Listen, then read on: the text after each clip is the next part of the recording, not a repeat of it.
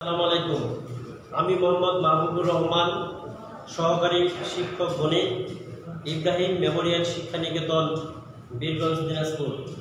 আশা করি প্রিয় শিক্ষার্থীরা তোমরা খুব ভালো আছো। আমিও তোমাদের দয়ায় খুব ভালো আছি, আলহামদুলিল্লাহ। আমার এই অনলাইন ক্লাসে তোমাদেরকে স্বাগত। আমি যে ক্লাসটি আজকে তোমাদের করতে যাচ্ছি তা হচ্ছে যে ত্রিকোণমিতির বেসিক ফর্মুলা। এই ত্রিকোণমিতির বেসিক ফর্মুলা বা সূত্রগুলো যদি তোমরা ভালোভাবে জানো তাহলে ত্রিকোণমিতির অঙ্কগুলো করতে পারবা। শোনো, ত্রিকোণমিতির অঙ্কগুলো আসলে আমাদের জীবনে প্রত্যেকটি ক্ষেত্রে আসলে আমাদের কাজে লাগে।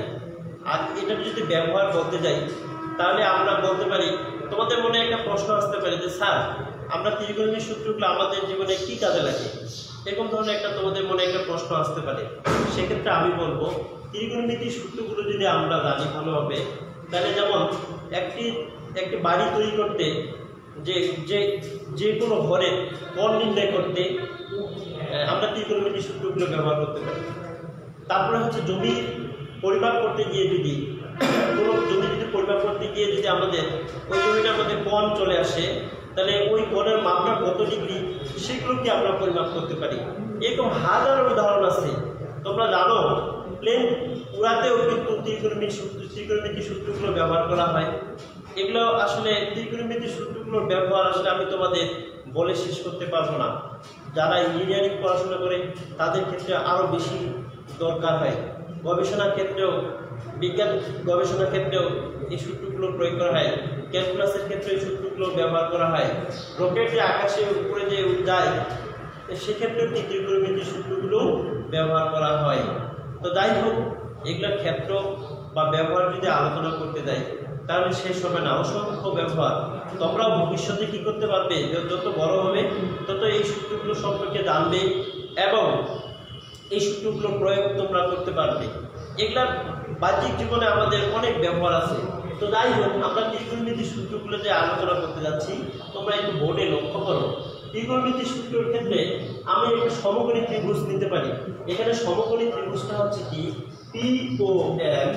এই পি ও এম একটি সমকোণী যদি ত্রিভুজ হয়, এই সমকোণী ত্রিভুজের পিও হচ্ছে অতিভুজ, ও এম হচ্ছে ভূমি, পি এম হচ্ছে লম্ব। তাহলে পি ও এম একটি সমকোণী ত্রিভুজের ভূমি হচ্ছে সাইন থিটা, অতিভুজ হচ্ছে ট্যান থিটা, আর লম্বটাকে আমরা বলতেছি কি কস থিটা।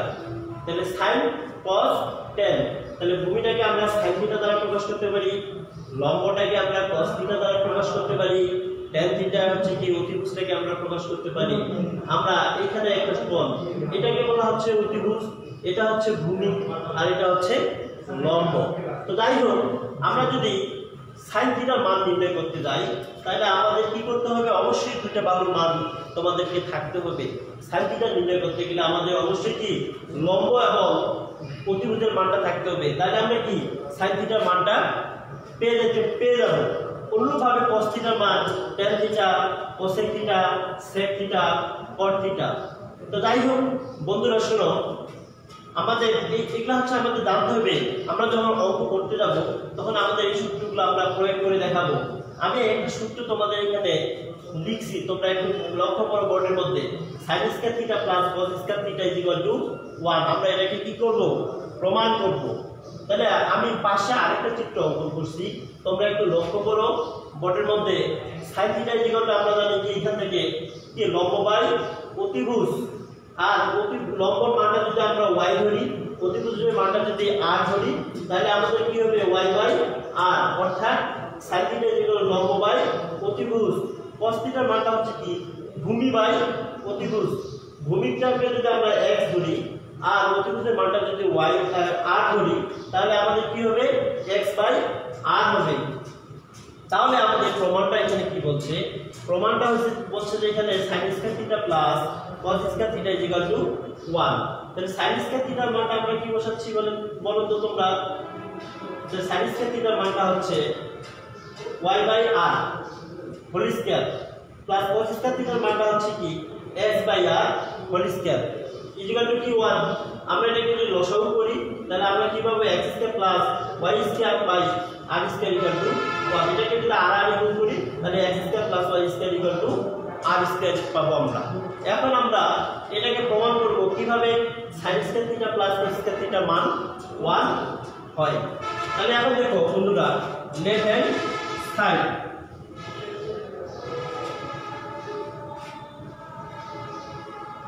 একটু বোর্ডে লক্ষ্য করো, আমি তোমাদের এটা প্রমাণ দেখাচ্ছি। প্রিয় শিক্ষার্থী বন্ধুরা, তোমরা একটু বোর্ডে লক্ষ্য করো, sin square theta plus cos square theta equal to 1। আমরা sin স্কয়ার থিটার মানে কি পাবো? আমরা পাবো y বাই r এরপর কি হোল স্কয়ার প্লাস এখানে আমরা কি লিখবো x by r whole square. এটাকে আমরা যদি লসাগু করি তাহলে আমরা কি দেখতে পাবো? r square equal to y square plus x square equal to আমরা এখানে লিখতে পাবো x square plus y square divided by r square. এখন সমীকরণটা আমরা একটু লক্ষ্য করি, এখন সমীকরণটা কি আছে? x square plus y square equal to r square লেখা আছে না, দেওয়া আছে না? আমরা এখানে যদি মানটা বসাই তাহলে আমরা কি পাবো? r square by r square equal to 1 পাবো। যেহেতু আমাদের x square plus y square equal to হচ্ছে কি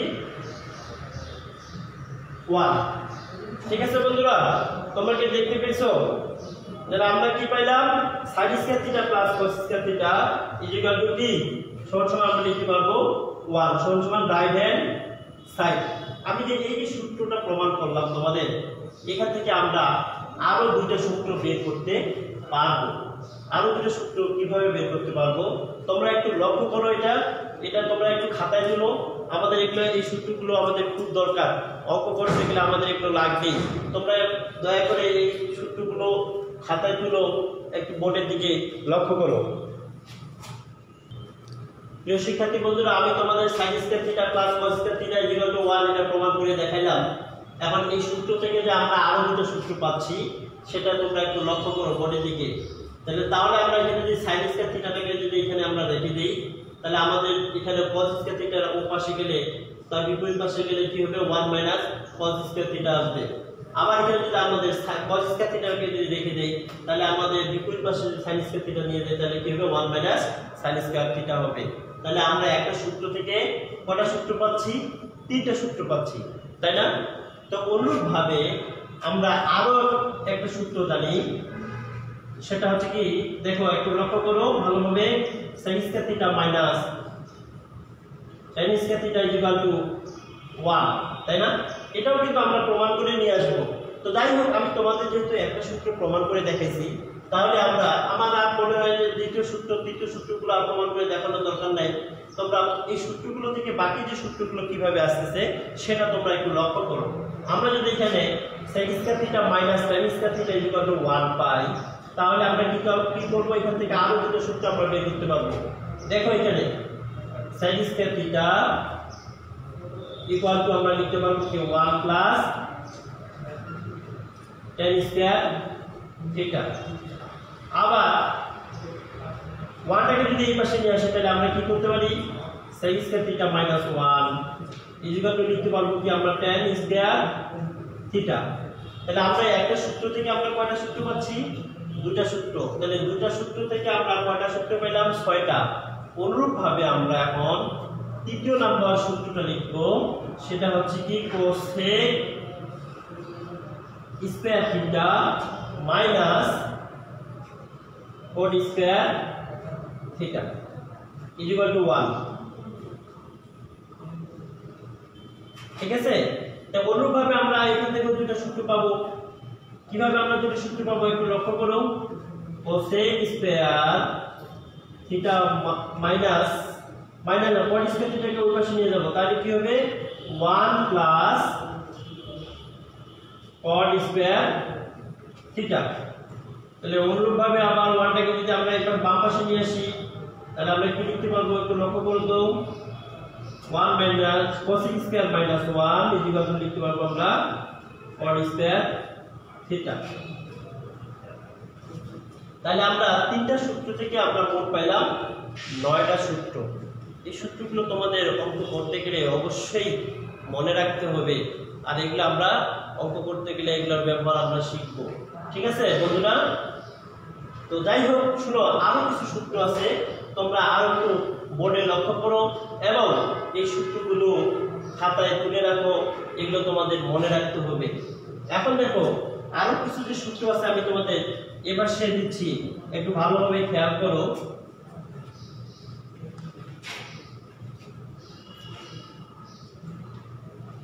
আমরা sin θ ইকুয়াল টু লিখতে পারি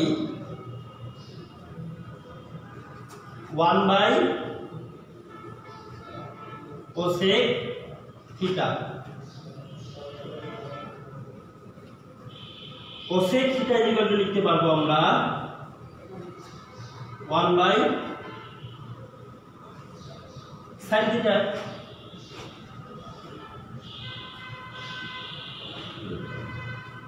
cos θ ইকুয়াল টু লিখতে পারবো আমরা 1 sec θ।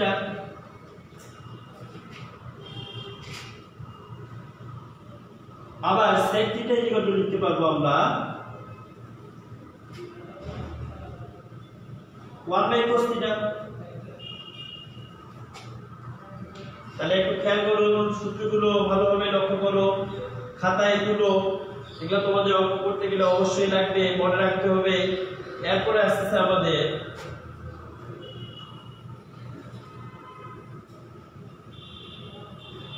tan θ equal to 1 cot θ। তাহলে আমরা cot θ ইকুয়াল টু লিখতে পারবো 1 tan θ। আরো দুটো সূত্র আছে, আমরা এবার cot θ এবং tan θ এই দুটোকে ভাঙবো। দেখো বোর্ডে একটু লক্ষ্য করো।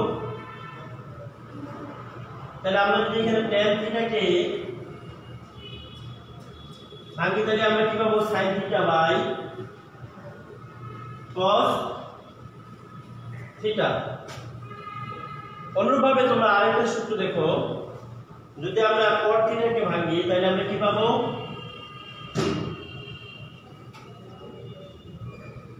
cot θ ইকুয়াল টু লিখতে পারবো আমরা cos θ বাই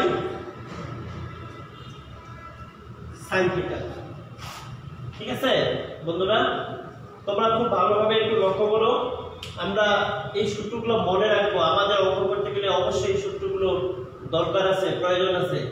আমার মনে হয় এই সূত্রগুলো যদি তোমরা মনে রাখতে পারো, ত্রিকোণমিতির অঙ্ক তোমরা নিজেরাই করতে পারবা। কারণ এই সূত্রগুলো যদি মনে রাখতে না পারো তাহলে তোমরা ত্রিকোণমিতির কোনো অঙ্কই করতে পারবা না। তাহলে আমার মনে হয় যে এই সূত্রগুলো তোমাদের খাতায় লিখে রাখা উচিত। আর তোমরা একটু লক্ষ্য করো বোর্ডে যে আমাদের সূত্রগুলো কোথাও কোনো সমস্যা আছে নাকি, ভালোভাবে একটু লক্ষ্য করো, খাতায় তুলো।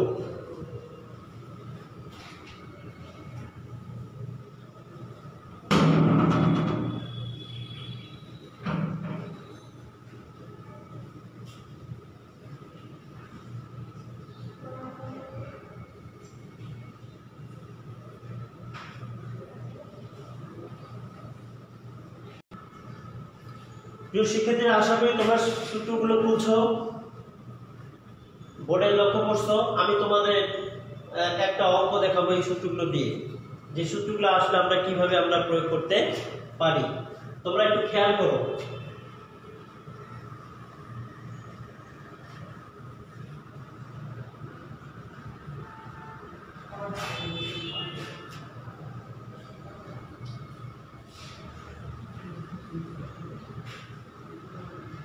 One by sec square plus 1 by cosec square is equal to 1। এটাকে প্রমাণ করো।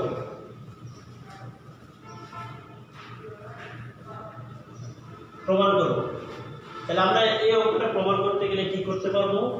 আমরা লেফট হ্যান্ড সাইড অথবা বাম পক্ষ দিয়ে কি প্রমাণটা শুরু করতে পারি।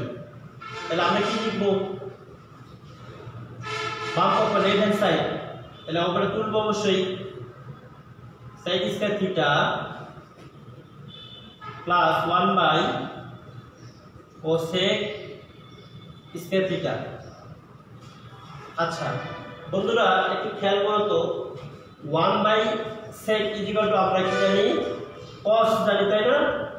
1 by sec theta equal to আমরা জানি cos থিটা। তাহলে এখানে আমরা লিখব কি cos থিটা, যেহেতু এখানে স্কয়ার আছে এই জন্য আমরা স্কয়ার দেব plus 1 by cosec square theta, অর্থাৎ 1 বাই কোসেক সমান 1 আমরা জানি sin থিটা। স্কয়ার আছে এই জন্য আমরা স্কয়ার দেব। আমরা জানি cos square theta plus sin square theta অথবা sin square theta plus cos square theta equal to 1। আশা করি বুঝতে পেরেছো। তোমরা এইভাবে ছোট ছোট অঙ্কগুলো করবে, তাহলে ধীরে ধীরে কি বড় বড় অঙ্কগুলো করতে পারবে। অঙ্কটা তোমরা খাতায় তুলে রাখো, আমি তোমাদের আরো একটু ধরনের আরো দুই একটা উদাহরণ দেখাবো এই সূত্রগুলো দিয়ে। তোমরা একটু বোর্ডে অঙ্কটা তুলো, খাতায় তুলো এবং বোর্ডে লক্ষ্য করো।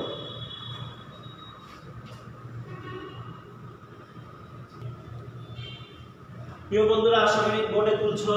আমি তোমাদের আরো একটা অঙ্ক দেখাবো, তোমরা একটু ভালোভাবে লক্ষ্য করো, তাহলে বুঝতে পারবে।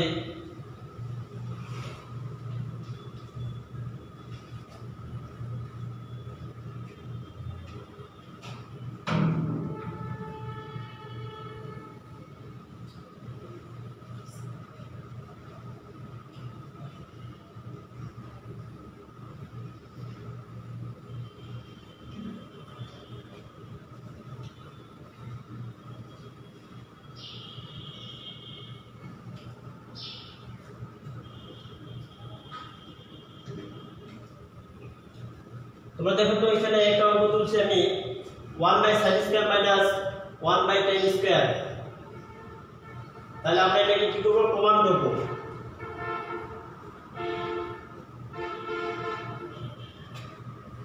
তাহলে আমরা এখানে কি করব, আমরা লেফট হ্যান্ড সাইড দিয়ে তুলব 1 বাই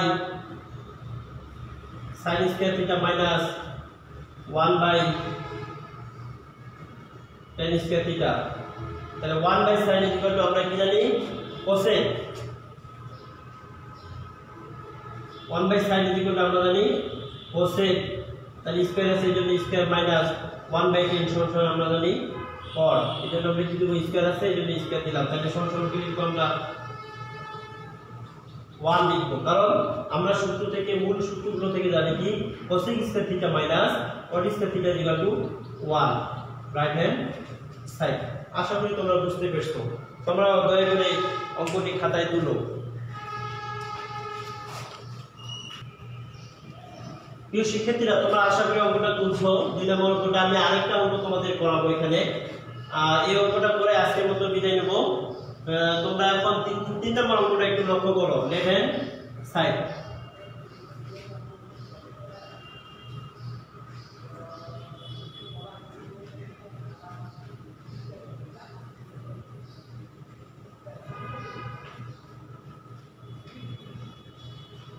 আমাদের কি বলছে, sec a by cos a minus tan a by cot a equal to 1 এটা প্রমাণ করতে হবে। আমরা লেফট হ্যান্ড সাইড দিয়ে শুরু করছি।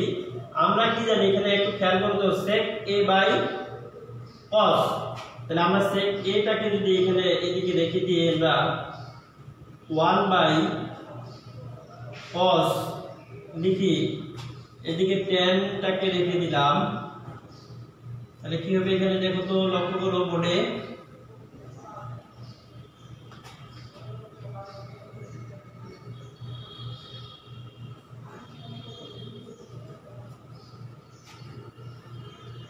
তোমরা একটু বোর্ডে লক্ষ্য করো। তাহলে সেকটাকে আমরা বাইরে রেখে দিলাম, তাহলে আমাদের কি থাকছে 1 বাই cos মাইনাস মাইনাস জায়গা আছে tan, tanটাকে আমরা সাইডে রেখে দিই কি 1 বাই cot লিখলাম। তাহলে আমরা এখানে একটা জিনিস খেয়াল করব যে সেকের জায়গা থাকে তো 1 বাই cos ইকুয়াল টু আমরা কি জানি sec থিটা, অর্থাৎ sec a মাইনাস tanটাকে রেখে দিলাম 1 বাই cot ইকুয়াল টু আমরা কি জানি tan থিটা।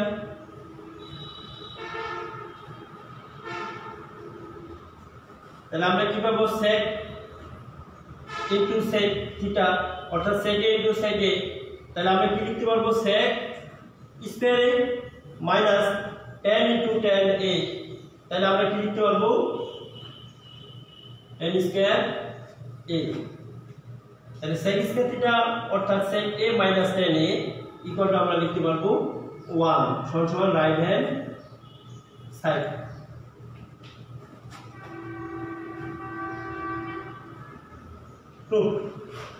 যাই হোক শিক্ষার্থী বন্ধুরা, আমি তোমাদের 2-3টা অঙ্ক করে দেখাইলাম সূত্রগুলোর সাহায্যে। আশা করি তোমরা বাসায় এগুলো প্র্যাকটিস করবে, বিশেষ করে সূত্রগুলো মনে রাখবে। আর এই সূত্রগুলো যদি মনে রাখতে না পারো তাহলে তোমার ত্রিকোণমিতির অঙ্কগুলো কি ভালোভাবে করতে পারবে না। তো যাই হোক, তোমরা এই অঙ্কগুলো তুলে রাখবে খাতায়। বাকি যে তোমাদের এক্সারসাইজ বইয়ে যে অঙ্কগুলো দেওয়া আছে ওই অঙ্কগুলো তোমরা বাসায় করার চেষ্টা করো। আমি তোমাদের সামনের ক্লাসে এই অধ্যায়ে আবার অঙ্ক শুরু করব। ততক্ষণ পর্যন্ত তোমরা ভালো থাকো, সুস্থ থাকো। তোমাদের কাছ থেকে আজকের মতো বিদায় নিচ্ছি। সামনের ক্লাসে আবার দেখা হবে ত্রিকোণমিতি অঙ্ক নিয়ে। আল্লাহ হাফেজ, আসসালামু আলাইকুম।